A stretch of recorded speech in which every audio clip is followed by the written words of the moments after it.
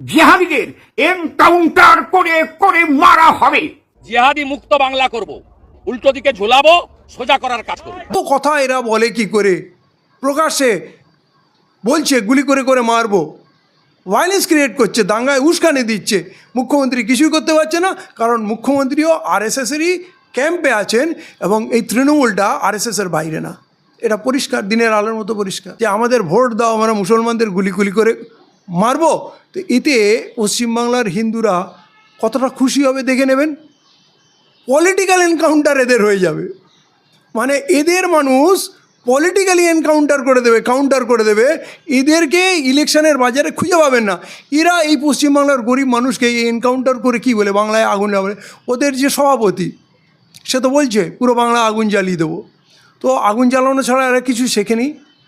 মানুষের আজ পর্যন্ত একটা সমস্যার সমাধান করেনি, নাগরিকত্ব সমাধান করেনি। এরা এখন নাগরিকত্ব চেক করবে, এখন সিটিজেন কার্ড চাইছে, এখন ওরা জন্ম সার্টিফিকেট বাতিল করছে, কাল এদেরকে জেলে পুরবে।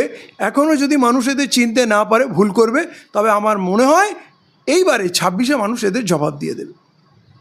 মমতা বন্দ্যোপাধ্যায়ও আমাদের মতো বিজেপির বিরুদ্ধে লড়ছেন, কিন্তু যখন এটা প্রমাণ হয়ে গেছে মমতা বন্দ্যোপাধ্যায় বিজেপিরই একটা টিম, আরএসএসেরই একটা টিম, তাহলে এবার মানুষ কিন্তু বিজেপিকে যেমন শিক্ষা দিয়েছে শ্রীমতী মমতা বন্দ্যোপাধ্যায়কে একসঙ্গে শিক্ষা দেবে।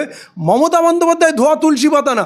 মমতা বন্দ্যোপাধ্যায়কে মানুষ বেসেছিল সিপিএমের বামফ্রন্টের অত্যাচার থেকে মুক্তি পেতে। অতএব আজকে তৃণমূলের যে অত্যাচার, তার থেকে মুক্তি পাওয়ার জন্য মানুষ কিন্তু পথ বার করে নেবে, রাস্তা বার করে নেবে। আমরা বাংলার মানুষ অসহায় না, বড় বড় শক্তিকে মাটির তলায় মিশিয়ে দিয়েছি। বাংলার মানুষ বিজেপিকেও শেষ করেছে, তৃণমূলকেও শেষ করবে। 2026-এ ক্ষমতায় এলে জিহাদিদের ধরে ধরে এনকাউন্টার করা হবে, এমন মন্তব্য করছেন বিজেপি বিধায়ক অসীম সরকার। উনি একজন অনুপ্রবেশকারী, যার তথ্য প্রমাণ মানিক দিচ্ছেন। উনি বিজেপির একজন দালাল, উনি তার আগে একজন কবিয়াল। শুনেছি লোকমুখে আগে ট্রেনে ভিক্ষা করতো, গান টান গিয়ে ভিক্ষা টিক্ষা করতো। এখন বুড়ো বয়সে যাওয়ার সময় এই ধরনের কথা বলছে, ও মানে জেহাদি তালিবানি এসব বলছে, আসলে মুসলিমদের ইঙ্গিত করছে এনকাউন্টার করব। তো উনি কত এনকাউন্টার করেছেন আজ পর্যন্ত। ওইখানে দিলীপ ঘোষও বলছে এনকাউন্টার করব, আমরা লাশ ফেলবো, তোমরা গুনবে, সেই ফাটাকেষ্ট মিঠুনের ডায়লগ। অতএব এরা বাংলার মানুষকে কি বলছে, মানে এই যে अच्छे दिन आसार ছিল, 15 लाख सबके अकाउंट में जाएंगे, पक्का मकान सबके हो जाएंगे, डबल रोज़गार हो जाएंगे, किसानों का बेटी पढ़ाओ बेटी बचाओ, এই যে এত স্লোগান, উন্নয়ন, সোনার বাংলা গড়বে, শেষ পর্যন্ত এই হলো যে আমাদের ভোট দাও, আমরা মুসলমানদের গুলি গুলি করে মারবো। তো এতে পশ্চিমবাংলার হিন্দুরা কতটা খুশি হবে দেখে নেবেন। পলিটিক্যাল এনকাউন্টার এদের হয়ে যাবে, মানে এদের মানুষ পলিটিক্যালি এনকাউন্টার করে দেবে, কাউন্টার করে দেবে। এদেরকে ইলেকশনের বাজারে খুঁজে পাবেন না। এরা এই পশ্চিমবাংলার গরিব মানুষকে এই এনকাউন্টার করে কি বলে, বাংলায় আগুন লাগাবে। ওদের যে সভাপতি সে তো বলছে পুরো বাংলা আগুন জ্বালিয়ে দেবো। তো আগুন জ্বালানো ছাড়া এরা কিছু শেখেনি। মানুষের আজ পর্যন্ত একটা সমস্যার সমাধান করেনি, নাগরিকত্ব সমাধান করেনি। এরা এখন নাগরিকত্ব চেক করবে, এখন সিটিজেন কার্ড চাইছে, এখন ওরা জন্ম সার্টিফিকেট বাতিল করছে, কাল এদেরকে জেলে পুরবে। এখনও যদি মানুষ এদের চিনতে না পারে, ভুল করবে, তবে আমার মনে হয় এইবারে 26-এ মানুষ এদের জবাব দিয়ে দেবে। এর আগে কিন্তু শুভেন্দু অধিকারও এরকম মন্তব্য করেছিলেন যে জিহাদিদের নাকি উল্টো করে ঝুলিয়ে পেটানো হবে। এখন অসীম সরকার এরকম মন্তব্য করছেন যে তারা যে এরকম মন্তব্য করছেন, তো প্রশাসন তাদের বিরুদ্ধে কোনো ব্যবস্থা নিচ্ছে না কেন? দেখুন, প্রশাসন বলতে কি, তৃণমূলও একটি আরএসএসের উইং, বিজেপিও একটি আরএসএসের উইং, দুটো আরএসএসের উইং। মুখ্যমন্ত্রী প্রায় বলেন মোহন ভাগবতকে উনি শ্রদ্ধা করেন, আডবাণীকে শ্রদ্ধা করেন, মুরলী মনোহর যোশীকে শ্রদ্ধা করেন, মোদিকেও ভালো প্রশাসক মনে করেন, আরএসএসকে দেশভক্তি সংগঠন মনে করেন। অতএব এই সমস্ত যে এই খুনোখুনির কথা, এনকাউন্টারের কথা, মেরে ঝুলিয়ে দেবো, লম্বা করে দেবো, সোজা করে দেবো, এগুলো আরএসএসের স্ক্রিপ্টের বক্তব্য। তারা এখানে খুন করবে, মার্ডার করবে, কখনো বারাইপুরে মসজিদে আগুন লাগাবে, ইমামের ঘর পুড়িয়ে দেবে, এরা আবু সিদ্দিকিকে মারবে, এরা আনিস খানকে মারবে। অতএব এখানে একটা আরএসএসের গভর্নমেন্ট চলছে। আরএসএসের গভর্নমেন্ট আরএসএসের কর্মসূচির বিরুদ্ধে কি করে যাবে, এইটা মানুষকে বুঝতে হবে।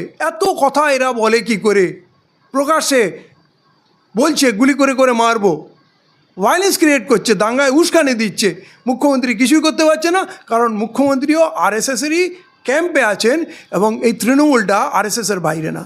এটা পরিষ্কার, দিনের আলোর মতো পরিষ্কার।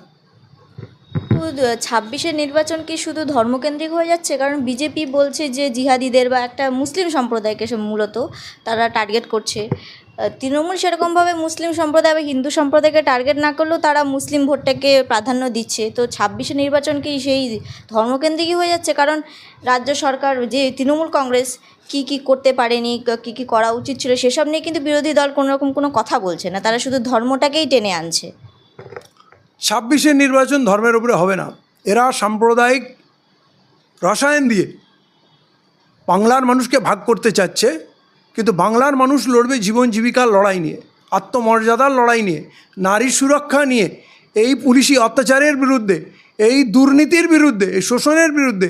এই দ্রব্যমূল্য বাড়ছে, মদের ঠেক বাড়ছে, আর স্কুল কমে যাচ্ছে, স্কুলে টিচার কমে যাচ্ছে, থানায় যাকে তাকে যখন তখন তুলে গিয়ে পেটাচ্ছে। এই যে টোটাল চিত্র, মানুষ কিন্তু এর রিভেঞ্জ নেবে। এবং কখনোই এই বাংলায় ধর্মের ভিত্তিতে হয়নি। আমরা বারে বারে বিজেপিকে পরাস্ত করেছি।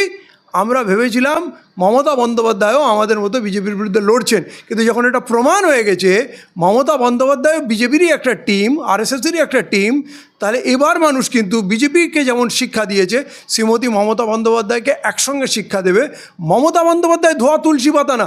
মমতা বন্দ্যোপাধ্যায়কে মানুষ বেসেছিল সিপিএমের বামফ্রন্টের অত্যাচার থেকে মুক্তি পেতে। অতএব আজকে তৃণমূলের যে অত্যাচার, তার থেকে মুক্তি পাওয়ার জন্য মানুষ কিন্তু পথ বার করে নেবে, রাস্তা বার করে নেবে। আমরা বাংলার মানুষ অসহায় না, বড় বড় শক্তিকে মাটির তলায় মিশিয়ে দিয়েছি। বাংলার মানুষ বিজেপিকেও শেষ করেছে, তৃণমূলকেও শেষ করবে। আচ্ছা, কাটোয়ায় একটা মেলাতে গিয়ে দিলীপ ঘোষ একটা দা কিনেছেন এবং সেই দা কেনাকে কেন্দ্র করে তিনি বলছেন যে এক দা দিয়েই নাকি কাজ হয়ে যাবে। এই মন্তব্যের মাধ্যমে তিনি কি বোঝাতে চাইছেন? আমি জানি না উনি এক দা দিয়ে কী করবেন, কিন্তু এখনও পর্যন্ত ওনার ভাষণ দেখেছি, গরম গরম ভাষণ, কিন্তু কোনো অ্যাকশানে দেখিনি। কদিন আগে দেখলাম উনি পূর্ব মিদনাপুরে গেছিলেন এবং সেখানে একটি মহিলা তাকে বললেন, কি হলো এতদিন পর কী করতে এসছেন? তো যখন তার বাপ তুলে 14 পুরুষ তুলে গালা দিল, তখন কিন্তু মেয়েটা তেড়ে গেল দিলীপ ঘোষের দিকে, আর দিলীপ ঘোষ কিন্তু জেড ক্যাটাগরির সিকিউরিটি নিয়ে পালিয়ে গেল এলাকা ছেড়ে। তাহলে কে কত বীর পুরুষ হয়ে যাচ্ছে! একটা মহিলা যদি দিলীপ ঘোষকে খেদিয়ে দিতে পারে তার এলাকা থেকে, তাহলে বাংলা থেকে বাংলার মানুষ কি দিলীপ ঘোষকে খেদাতে পারবে না? আমার মনে হয় সময়ের অপেক্ষা, দেখে নিন খালি। এদের আর বেশি দিন নেই।